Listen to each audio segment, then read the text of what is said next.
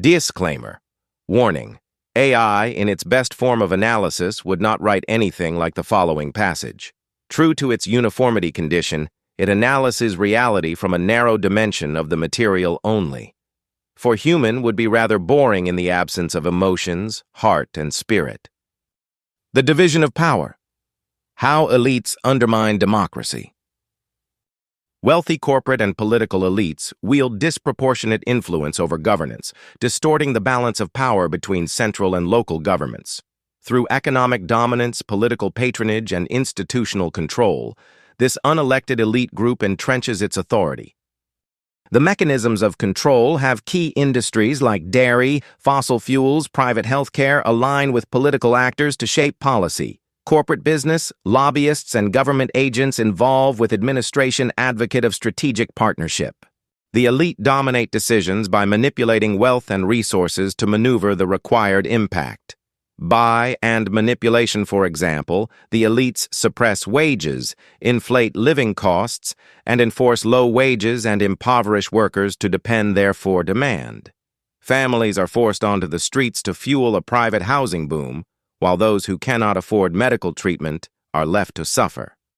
And so follow elections, and democratic institutions may exist in name, but real decision-making rests with those who manipulate wealth, co-opt regional leaders, and dictate policy behind closed doors. Corruption, media influence, and lobbying ensure that institutions serve elite interests rather than public welfare. When profit is prioritized over humanity, crises like healthcare bottlenecks and homelessness are not accidents. They are strategic outcomes.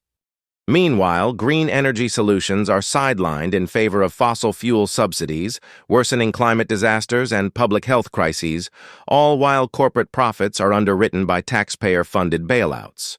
This elite group is made up of business individuals, investors, regional leaders, and politicians. When the same elite group influence both national and regional policies, they become the superstructural division of power, often taking over from government decisions. Their policies favor concentrated wealth, widening inequality, and eroding democracy. To break this cycle, we must expose and dismantle the networks between industries and policymakers. Place public advocates in regional authorities, corporations, and regulatory bodies.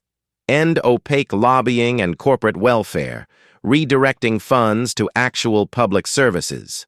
The superstructural division of power is unelected, undemocratic, and unaccountable. Yet it holds more power than the electorate. If we do not act, democracy will remain a fiction, governed by those who profit from its erosion.